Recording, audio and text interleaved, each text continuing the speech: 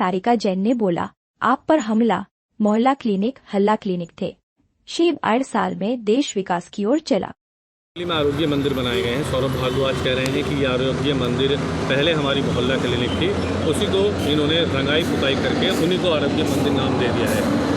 देखिए, ये सरकार पहले भी आरोप लगाती आई थी और अब भी आरोप लगा रही है। सौरभ भारद्वाज जी को पता होना चाहिए कि जो उनके मोहल्ला क्लिनिक थे वो सिर्फ हल्ला क्लिनिक थे, यानी कि एक प्रचार का माध्यम था और वहाँ पर पैरासीटामॉल टैबलेट जैसी घर में दवाइयाँ होती हैं वो तक नहीं मिलती थी और एक फ्रॉड करने का एक अड्डा था। वहाँ पर कुछ नहीं होता था और बच्चे बीमार पड़ते थे क्योंकि एक्सपायरी दवाइयाँ वहाँ पर दी जाती थी। ना कोई डॉक्टर बैठता था और ना ही कोई जाँच होती थी। सिर्फ जो केजरीवाल जी थे उनका प्रचार होता था, वहाँ पर होर्डिंग्स लगते थे, पोस्टर लगते थे और इसके अलावा कुछ नहीं होता था। लेकिन अब जो हमारी दिल्ली में आरोग्य मंदिर श्रीमती रेखा गुप्ता जी जो हमारी सीएम है उन्होंने उद्घाटन किया है, वो स्पष्ट रूप से कह रही हैं कि 108 वहाँ पर टेस्टिंग फ्री होगी, बिल्कुल फ्री, और उसके बाद जो दवाइयाँ हैं वो भी फ्री में दी जाएंगी और 2 डॉक्टर हर मोहल्ला क्लिनिक पर सरकारी, दिल्ली सरकार के डॉक्टर वहाँ पर बैठेंगे। तो ये एक बहुत बड़ी पहल है। अरविंद केजरीवाल जी हमेशा झूठ की राजनीति करते थे, लेकिन जो हमारी दिल्ली सरकार में ज़मीनी स्तर पर काम हो रहा है वो अलग तरीके से काम हो रहा है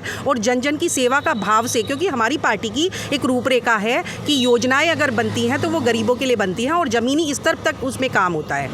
11 वर्ष के कार्यकाल को भी लेकर के कहा जा रहा है कि ना तो 11 वर्ष का कार्यकाल सुगम है और ना ही 100 दिन का कार्यकाल, उसे आप बेहतर कह सकते हैं।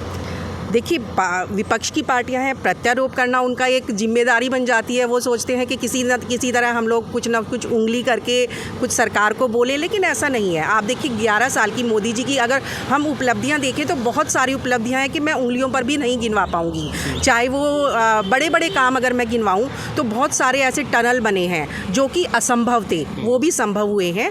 और दिल्ली में जो बसें आई, अगर मैं दिल्ली की बात करती हूँ तो केंद्र सरकार ने बहुत सारी बसें दी हैं जिससे कि प्रदूषण का लेवल कम हो गया है। आज कहीं भी दिल्ली में देखें तो पानी नहीं भरा है। बारिश इतनी हुई लेकिन कहीं भी ऐसी शिकायत नहीं आई, क्योंकि हमारे जो कार्यकर्ता हैं या हमारे जो नेता हैं, मंत्री हैं, वो ज़मीनी स्तर पर काम कर रहे हैं। अगर मैं 11 साल की उपलब्धियों की बात करती हूँ तो आज महिलाओं के लिए इतना सशक्तिकरण हो गया है कि वो हर फील्ड में आगे हैं। यहाँ तक कि जब आपने देखा होगा सिंदूर हमारा ऑपरेशन हुआ, उसमें भी महिलाओं ने नेतृत्व किया। तो आज मैं गर्व के साथ कह सकती हूँ, कैबिनेट में भी मंत्रियों को बहुत सारी जगह दी जा रही है और 33% आरक्षण, क्योंकि मैं महिलाओं तो महिला की बात करूँगी, एक खुशखबरी है कि महिलाओं को भी वहाँ पर स्थान दिया जा रहा है। और बहुत सारी योजनाएं ऐसी हैं, एम्स हैं और बड़े हॉस्पिटल्स हैं, मेडिकल कॉलेज हैं, बच्चों के लिए अपॉर्चुनिटीज़ है। हमारे देश में जो स्टार्टअप्स हैं वो बड़े हैं, हमारी अर्थव्यवस्था 4थे नंबर पर हो गई है। बहुत सारी चीज़ें हैं, अनगिनत चीज़ें हैं जो कि 2014 से पहले नहीं थी और अब है। आतंकवाद है, नक्सलवाद है और 370 है, ट्रिपल तलाक है, राम मंदिर है, बहुत सारे मुद्दे हैं कि मैं उंगलियों पर मैं बार बार कह रही हूँ कि नहीं गिनवा सकती हूँ।